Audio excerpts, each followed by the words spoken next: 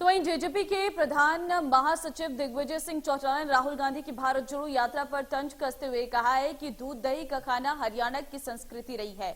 Italy वाले को इस संस्कृति पर चलना चाहिए। साथ ही अभय चौटाला की पदयात्रा पर तंज कसते हुए इनेलो की यात्रा पर भी सवाल उठाए हैं।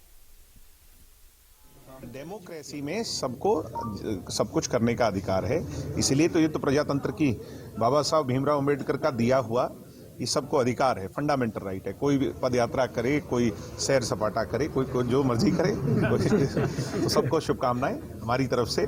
और अच्छा है जो दरअसल ये दोनों लोग ये जो कह रहे हैं, वो कह रहे हैं हरियाणा को जोड़ूंगा, वो कह रहे हैं मैं भारत को जोड़ूंगा।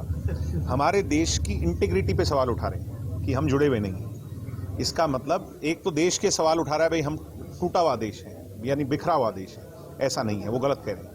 और एक हमारे हरियाणा की इंटीग्रिटी पे सवाल उठा रहे हैं कि मैं हरियाणा को जोड़ूंगा। हरियाणा जुड़ा हुआ है, चौधरी देवीलाल जी का बनाया हुआ प्रदेश टूट ही नहीं सकता, बिखर नहीं सकता।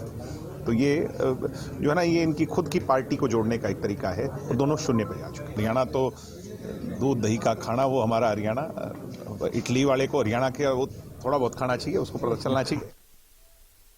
आगे बढ़ते हैं। दिग्विजय चौटाला ने दावा किया कि सरकार के 5वें साल तक 5100 बुढ़ापा पेंशन होगी। उन्होंने कहा कि अगर बीजेपी के पास 46 विधायक होते तो इस वक्त 5100 रुपये बुढ़ापा पेंशन कब की हो जाती। साथ ही दिग्विजय चौटाला ने भिवानी रैली को ऐतिहासिक बताया।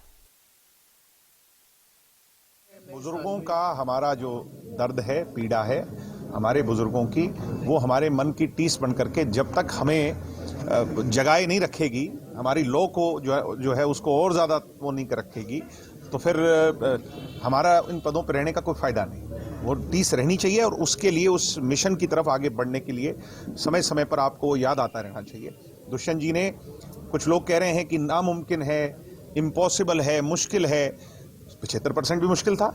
कौन कह रहा था 75% होगा? तब लोग कह रहे थे, इंडस्ट्रीज कह रही थी कि संभव ही नहीं होगा, कैसे हो जाएगा। दुष्यंत जी ने असंभव को संभव किया और सारे काम भी संभव हुए। अब ये तो देखिए कि हमारी जो स्ट्रेंथ है वो सिर्फ 10 की है। अगर ये 46 की होती तो कोई दिक्कत ही नहीं थी, हम स्वयं इसको कर देते पहले दिन ही।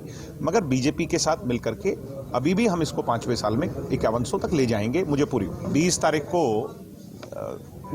हमारे यशस्वी उप मुख्यमंत्री भाई दुष्यंत सिंह चौटाला जी ऐलाहाबाद के दौरे पे होंगे, और उसी दिन चौधरी देवीलाल जी के 9 रत्नों में से एक रहे, हरियाणा में मंत्री रहे चौधरी भागीराम जी, जननायक जनता पार्टी में फॉर्मली शामिल होंगे। तो बड़ा कार्यक्रम वहाँ पर रखा गया है, और आज उसके साथ साथ ऐलाहाबाद हल्के के गांव-गांव के कार्यकर्ताओं से मिलना जुलना हुआ। जो ग्रीवेंसेस थी वो अधिकारियों से बात करके उन सारी चीज़ों को निपटाने का आज प्रयास किया, और जनवरी के अंदर फिर ऐलाहाबाद के दौरे प्रत्येक गांव के मैं स्वयं भी पार्टी के सभी नेताओं के साथ जो है ना करूंगा। तो उसके अंदर भी वो भी आज सारी रूपरेखा हमने तय कर। ये जो मीटिंग हमने बुलाई है, ये इसीलिए बुलाई है कि प्रत्येक कार्यकर्ताओं को मेहनत की बधाई दें, शुभकामनाएं दें। ऐतिहासिक रैली, ऐसी रैली जिसने एक नई उमंग, एक नया जोश कार्यकर्ता में, पार्टी में, और स्वर्गीय चौधरी देवीलाल जी की विचारधारा में विश्वास रखने वाले लोगों के जहन में भर दी।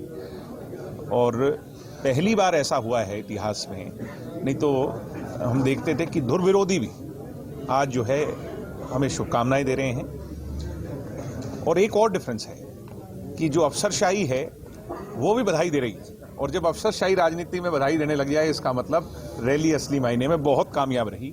तो हर तरीके से इसका एनालिसिस किया जाए इस रैली का, तो ना केवल जनता के सिरों की गिनती से, जोश की गिनती से भी रैली काम